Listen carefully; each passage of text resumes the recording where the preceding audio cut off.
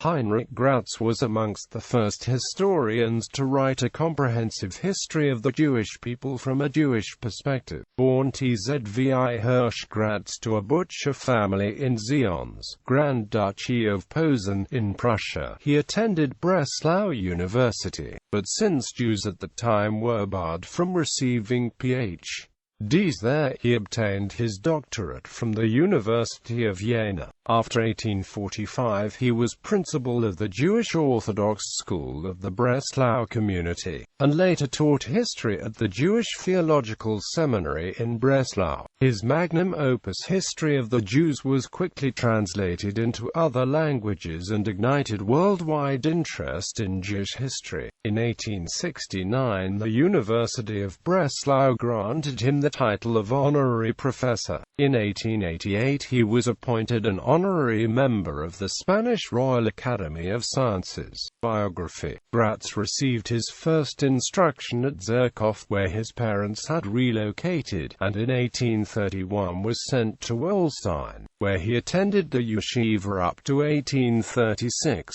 acquiring secular knowledge by private study. The Neunzehn-Brief von Ben Uziel made a powerful impression on him, and he resolved to prepare himself for academic studies in order to champion the cause of Orthodox Judaism. His first intention was to go to Prague, to which place he was attracted by the fame of its old yeshiva and the facilities afforded by the university. Being rejected by the immigration officers, he returned to Zirkov and wrote to Samson Raphael Hirsch, then Rabbi of Oldenburg, intimating his desire. Hirsch offered him a home in his house. Graetz arrived there on May 8, 1837, and spent 3 years with his patron as a pupil, companion, and amanuensis. In 1840 he accepted a tutorship with a family at Ostrowo, and in October 1842 he entered the University of Breslau. At the time the controversy between Orthodoxy and Reform Judaism was at its height, and Graetz, true to the principles which he had imbibed from Hirsch, began his literary career by writing contributions to the Orient, edited by Julius I, in which he severely criticized the Reform Party, as well as Geiger's textbook of the Mishnah. These contributions and his championship of the conservative cause during the time of the rabbinical conferences made him popular with the Orthodox Party. This was especially the case when he agitated for a vote of confidence to be given to Zecharias Frankl after he had left the Frankfurt Conference, because of the stand which the majority had taken on the question of the Hebrew language.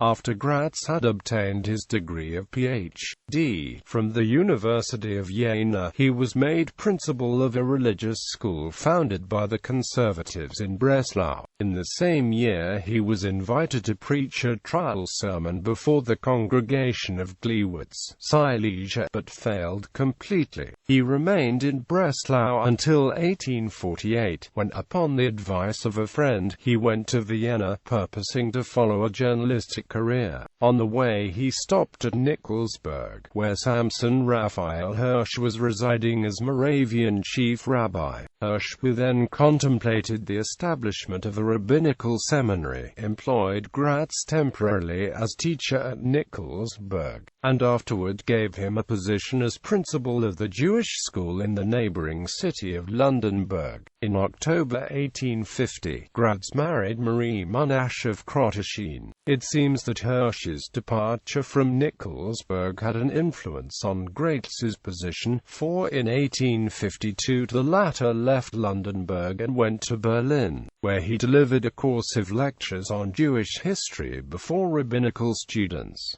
They do not seem to have been successful. Meantime, his advocacy of Frankl's course had brought him into close contact with the latter, for whose magazine he frequently wrote articles, and accordingly in 1854 he was appointed a member of the teaching staff of the seminary at Breslau, over which Frankl presided. In this position he remained up to his death, teaching history and Bible exegesis, with a preparatory course course on the Talmud. In 1869 the government conferred upon him the title of professor, and thenceforward he lectured at Breslau University. In 1872 Graetz went to Palestine in the company of his friend Gottschalk Levi of Berlin, for the purpose of studying the scenes of the earliest period of Jewish history, which he treated in volumes 1 and 2 of his history, published in 1874–76.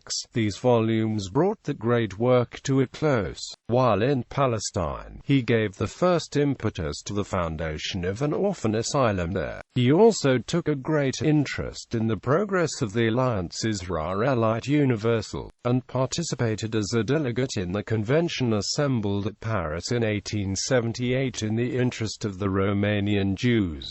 Graetz's name was prominently mentioned in the anti-Semitic controversy, especially after Treitschke had published his Ein Wort über unser Judentum, in which the latter, referring to the 11th volume of the history, accused Graetz of hatred of Christianity and of bias against the German people, quoting him as a proof that the Jews could never assimilate themselves to the surroundings. This arraignment of Graetz had a decided effect upon the public. Even friends of the Jews, like Mommsen, and advocates of Judaism within the Jewish fold expressed their condemnation of Graetz's passionate language. It was due to this comparative unpopularity that Graetz was not invited to join the commission created by the Union of German Jewish Congregations for the promotion of the study of the history of the Jews of Germany. On the other hand, his fame spread to foreign countries, and the promoters of the Anglo-Jewish exhibition invited him in 1887 to open the exhibition with a lecture. His 70th birthday was the occasion for his friends and disciples to bear testimony to the universal esteem in which he was held among them, and a volume of scientific essays was published in his honor. A year later he was appointed an honorary member of the Spanish Academy, to which, as a token of his gratitude, he dedicated the third edition of the 8th volume of his history. As usual, he spent the summer of 1891 in Carlsbad, but alarming symptoms of heart disease forced him to discontinue his use of the waters. He went to Munich to visit his son Leo, a professor at the University of that city, and died there after a brief illness.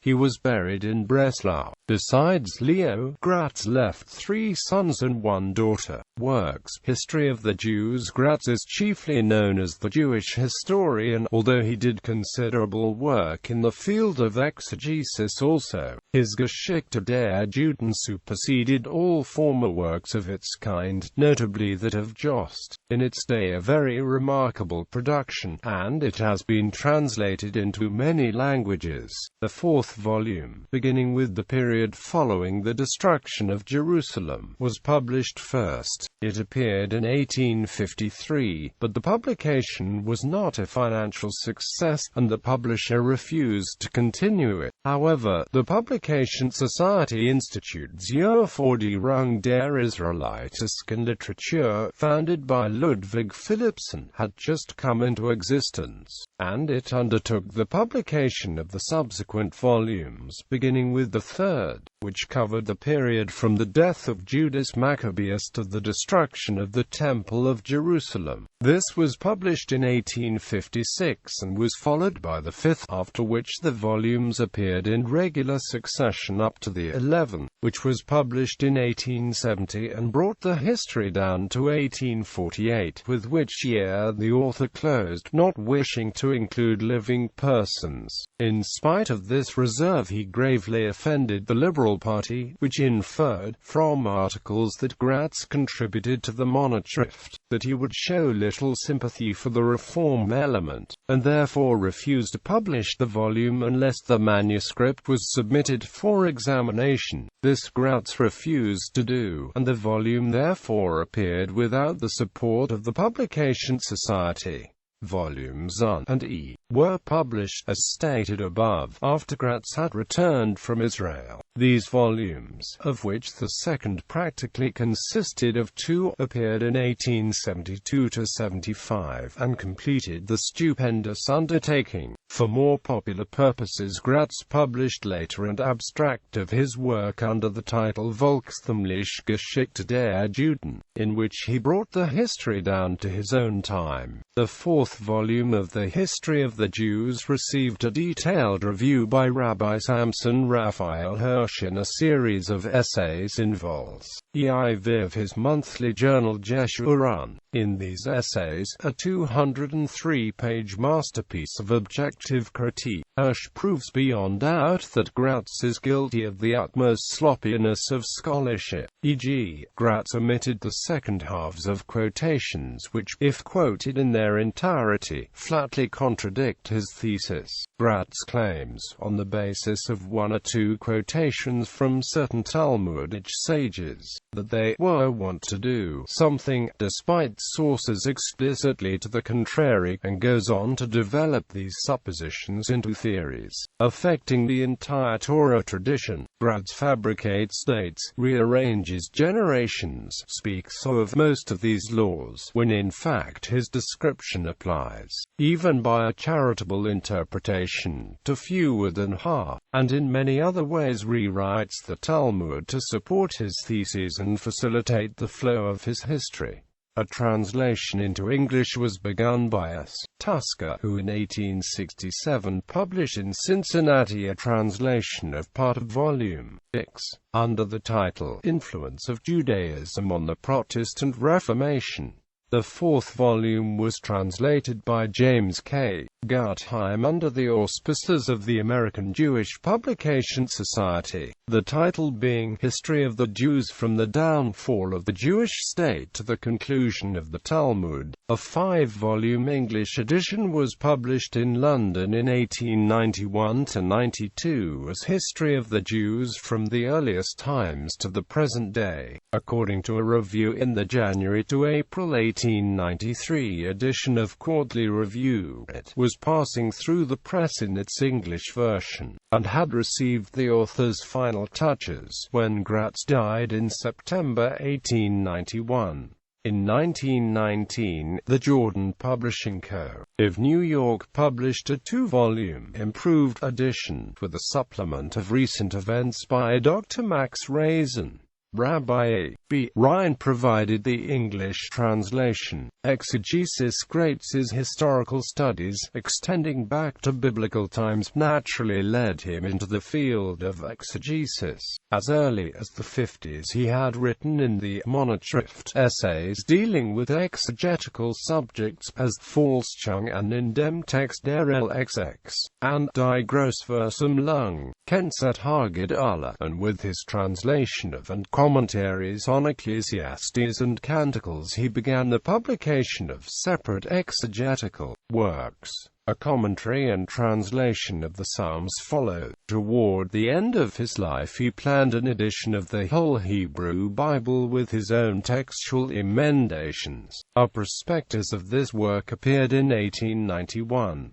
Shortly before the author's death, a part of it, Isaiah and Jeremiah, was issued in the form in which the author had intended to publish it. The rest contained only the textual notes, not the text itself. It was edited under the title Emendations in Pleriosque Sacrae Scripturae Vetras Testamenti Libros by W. Batcher. The most characteristic features of Graetz's exegesis are his bold textual emendations, which often substitute something conjectural for the Masoretic text, although he always carefully consulted the ancient versions. He also determined with too much certainty the period of a biblical book or a certain passage, when at best there could only be a probable hypothesis. Thus his hypothesis of the origin of Ecclesiastes at the time of Herod the Great, while brilliant in its presentation, is hardly tenable. His textual emendations display fine tact, and of late they have become more and more respected and adopted.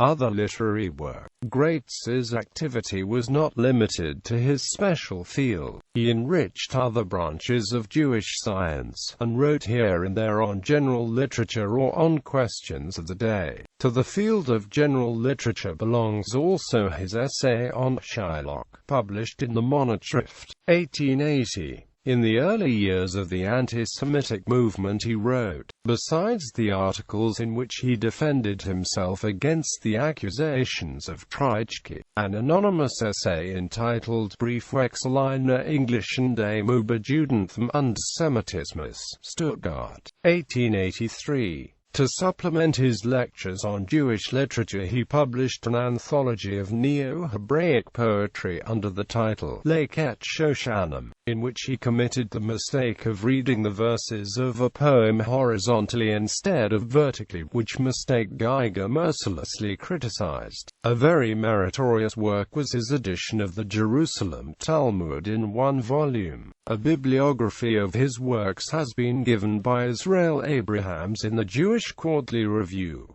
The Kompertifär. Graetz's essay Divergengung des jüdischen Stamms in Wertheimer Kompertjahrbuch für Israeliten, Volume X, Vienna, 1863, caused a suit to be brought against him by the clerical anti-Semite Sebastian Brunner for libeling the Jewish religion. As Graetz was not an Austrian subject, the suit was nominally brought against Leopold Kompert as editor, and the latter was fine. Graetz had interpreted Isaiah chapters 52 and 53 to refer not to the personal Messiah, but rather to the entire people Israel. Graetz and Kompert were brought to court in Vienna for publishing ideas that were heretical to the Catholic faith. In addition to contradicting Jewish tradition, Viennese rabbis Isaac Noah Mannheimer and Lazar Horowitz defended Graetz, and Azriel Hildesheimer criticized them for doing so. Isaac Hirsch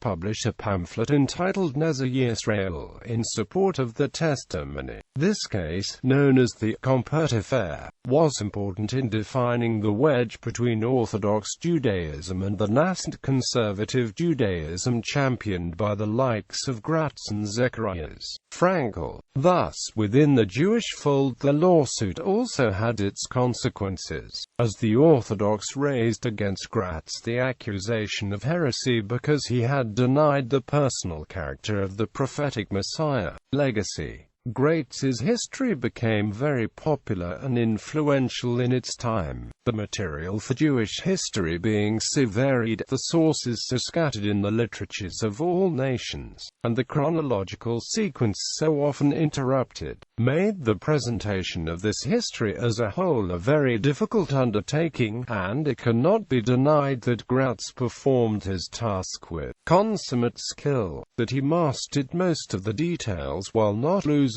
sight of the whole. Another reason for the popularity of the work is its sympathetic treatment. This history of the Jews is not written by a cool observer, but by a warm-hearted Jew. On the other hand, some of these commendable features are at the same time shortcomings. Some characterize Graetz's main elements of Jewish experience through the ages to be suffering and spiritual scholarship, while later Jewish scholarly works like Salo W. Barron's 1937 A Social and Religious History of the Jews opposed the view of Jewish history as being all darkness and no light, and sought to restore balance by writing a social history. Barron strove to integrate the religious dimension of Jewish history into a full picture of Jewish life and to integrate the history of Jews into the wider history of the eras and societies in which they lived. Barron brought very distinctive views to his scholarship. He inveighed against what he termed the lachrymose conception of Jewish history, sometimes identified with Heinrich Graetz. In a 1975 interview, Barron said, "Suffering is part of the destiny, but so is repeated joy as well as ultimate redemption." Quote, according to Arthur Hertzberg, Barron was writing social history, insisting that spiritual creativity and the political situation were all born by living society in its changing forms. Bibliography. Geschichte der Juden von den ältesten Zeiten bis auf die Gegenwart, 11 vols.